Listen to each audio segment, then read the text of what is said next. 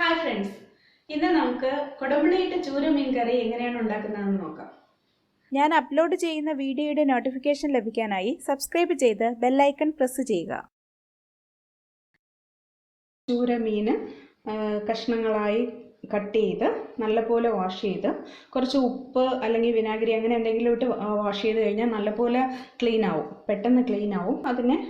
അതിൻ്റെ വെള്ളമെല്ലാം മാറ്റാൻ വേണ്ടി വെച്ചു. നമുക്കിത് ഫ്രൈ ചെയ്തതിന് ശേഷമാണ് കറി വയ്ക്കുന്നത്. അപ്പോൾ നമുക്ക് മാഗ്നേറ്റ് ചെയ്യാം. ആദ്യം കഷ്ണങ്ങൾ ഇടുക.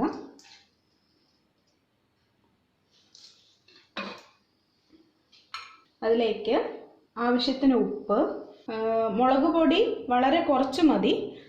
ഒരുപാട് മുളക് പൊടിയുടെ ആവശ്യമില്ല, കാരണം നമ്മൾ വീണ്ടും മുളക് പൊടിയും മല്ലിപ്പൊടിയൊക്കെ ചേർക്കുന്നുണ്ട്. അപ്പോൾ കുറച്ച് മുളക് പൊടി മതി. കുറച്ച് മല്ലിപ്പൊടി, മഞ്ഞൾപ്പൊടി നമ്മൾ പിന്നെ ചേർക്കത്തില്ല, അതുകൊണ്ട് മീൻകറിക്ക് ആവശ്യമായ മഞ്ഞൾപ്പൊടി മുഴുവനായിട്ടും ചേർക്കണം. ഞാനിപ്പോൾ 1 സ്പൂണ് മഞ്ഞൾപ്പൊടിയാണ് എടുത്തിട്ടുള്ളത്. പിന്നെ ഒരല്പം ഉലുവയുടെ പൊടി. ഇത്രയാണ് മാഗ്നേറ്റ് ചെയ്യാൻ വേണ്ടിയിട്ട് ഞാൻ ചേർത്തിട്ടുള്ളത്. ഇത് നല്ലപോലെ മിക്സ് ചെയ്തെടുക്കണം. മിക്സ് ചെയ്ത് ഇത് കുറച്ച് നേരം, ഒരു 10 മിനിറ്റെങ്കിലും നമുക്ക് വെച്ചേക്കണം. മീൻ മാഗ്നറ്റായി കഴിഞ്ഞു. ഇനി നമുക്ക് അതിനെ ഫ്രൈ ചെയ്തെടുക്കാം. നല്ല ഫ്രൈ ആവാൻ പാടില്ല, മീഡിയം ഫ്രൈ ആയാൽ മതി. പാന് നല്ലപോലെ ചൂടായതിന് ശേഷം എണ്ണ ഒഴിച്ചു കൊടുക്കണം. പ്രത്യേകം ശ്രദ്ധിക്കേണ്ടത്, ഇത് നല്ലപോലെ ഫ്രൈ ആവാൻ, നമ്മൾ ഫ്രൈ ചെയ്തെടുക്കുന്നത് പോലെ നല്ലപോലെ ഫ്രൈ ആവാൻ പാടില്ല.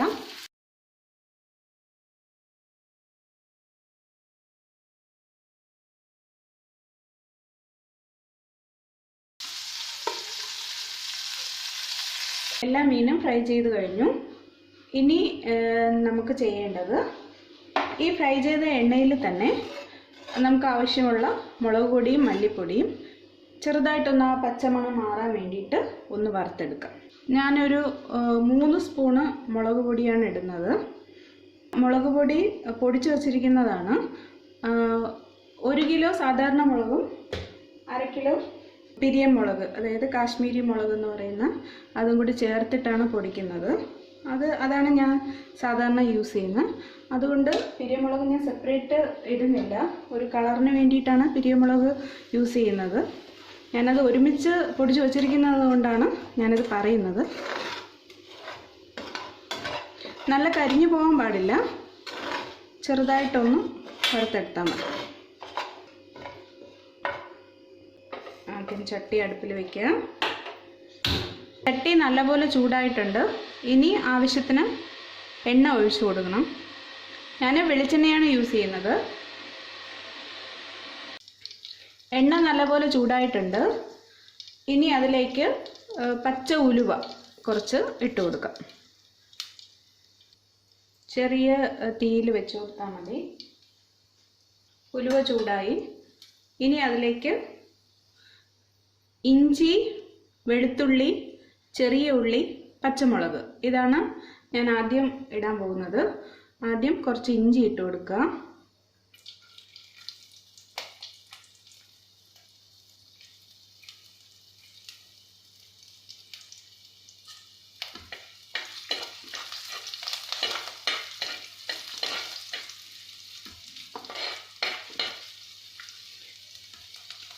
അതിനുശേഷം വെളുത്തുള്ളി ചെറുതായിട്ട് അരിഞ്ഞു വെച്ചിരിക്കുന്നതാണ്.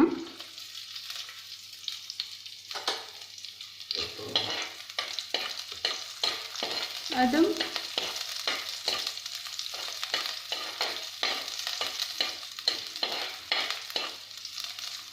വെളുത്തുള്ളി ഇഞ്ചി വളരെ കുറച്ച് മതിയാവും. ചിലർക്ക് ഇഞ്ചിയുടെ ടേസ്റ്റ് അധികം ഇഷ്ടമല്ലാത്തവരാണെങ്കിൽ ഇഞ്ചി വളരെ കുറച്ച് ഇട്ടാൽ മതി. ഇഞ്ചി വെളുത്തുള്ളി എണ്ണയിൽ കിടന്ന് കുറച്ചൊന്ന് മൂക്കണം. ഇനി നമുക്ക് ഉള്ളി ചേർത്ത് കൊടുക്കാം. ചെറിയ ഉള്ളിക്ക് പകരം സവാള ഉപയോഗിച്ചാലും മതി. ഞാനിപ്പോൾ ഇവിടെ ചെറിയ ഉള്ളിയാണ് എടുത്തിരിക്കുന്നത്.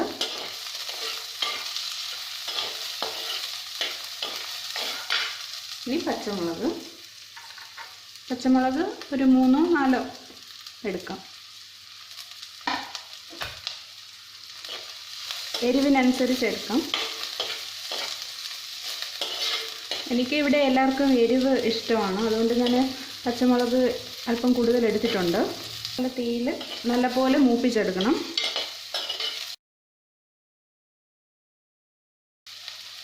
നമ്മൾ നേരത്തെ ഉപ്പ് കഷ്ണത്തിൽ ആഡ് ചെയ്തിട്ടുണ്ട്, എന്നാലും നമുക്ക് ഉള്ളിക്ക് ഒരല്പം ഉപ്പ് വേണം.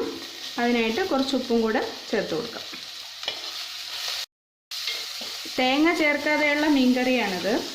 സാധാരണ തിരുവനന്തപുരത്തുകാർക്ക് എല്ലാ മീൻകറിയിലും തേങ്ങ ഒരുപാട് ചേർക്കുന്ന ഒരു ശീലമുണ്ട്. പക്ഷേ ഞാനിത് തേങ്ങ ചേർക്കാതെയാണ് വയ്ക്കുന്നത്. ഉള്ളി ഒരുവിധം മൂത്ത് വരുന്നുണ്ട്.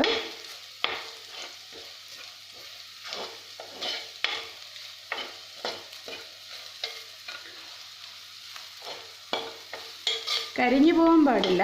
ചെറിയ തീയിൽ നല്ലപോലെ ഇളക്കി തന്നെ മൂപ്പിക്കണം.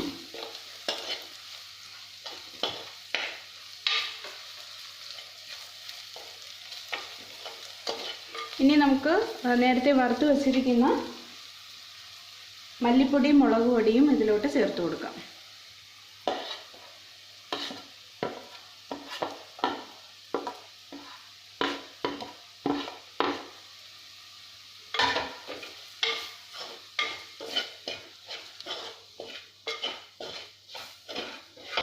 ഒന്ന് മിക്സ് ആയതിന് ശേഷം തിളപ്പിച്ച വെള്ളം അതിലേക്ക് ഒഴിച്ചു കൊടുക്കാം.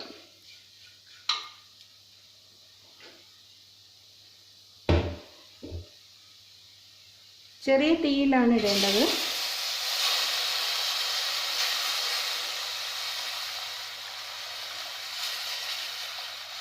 നമുക്ക് കറിക്ക് ആവശ്യമുള്ള വെള്ളം ഒഴിച്ചു കൊടുക്കാം.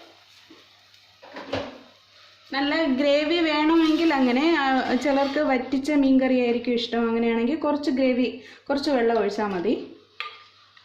ഇവിടെ എല്ലാവർക്കും നല്ല ചാറോടുകൂടി ഇരിക്കുന്ന മീൻകറിയാണ് ഇഷ്ടം, അതുകൊണ്ടാണ് ഞാൻ ഇത്തിരി കൂടുതൽ വെള്ളം ഒഴിച്ചിട്ടുണ്ട്. ഇനി തീ നമുക്ക് കൂട്ടി വെച്ച് കൊടുക്കാം. നല്ലപോലെ തിളയ്ക്കണം.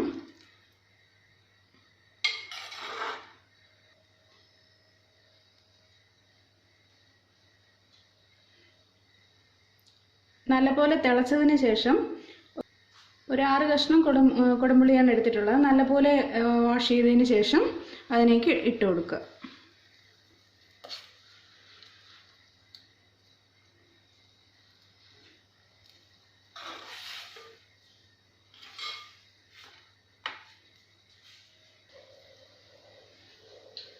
കറി നല്ലപോലെ തിളയ്ക്കുന്നുണ്ട്. ഇനി അതിലേക്ക് കുറച്ച് കറിവേപ്പില ഇട്ട് കൊടുക്കണം.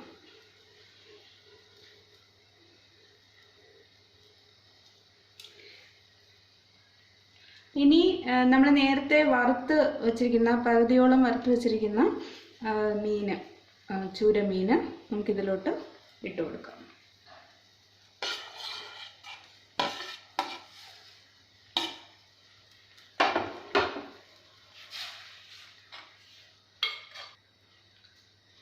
എരിവ് നമ്മുടെ ആവശ്യത്തിന് അനുസരിച്ച് ചേർത്ത് കൊടുക്കണം. എരിവ് ഇഷ്ടമല്ല എങ്കിൽ കുറച്ച് മുളക് പൊടി കുറച്ചാൽ മതി.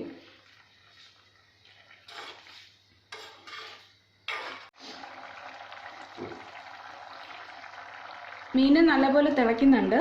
ഇനി അടച്ചു വെച്ച് സിമ്മിൽ കുറച്ച് നേരം തിളയ്ക്കാനായിട്ട് വയ്ക്കുക.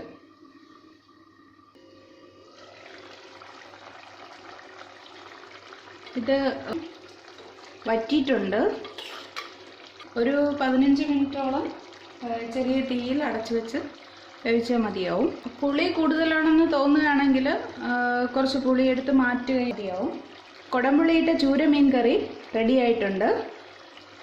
ഇത് നമുക്ക് സെർവിങ് ഡിഷിലോട്ട് മാറ്റാം.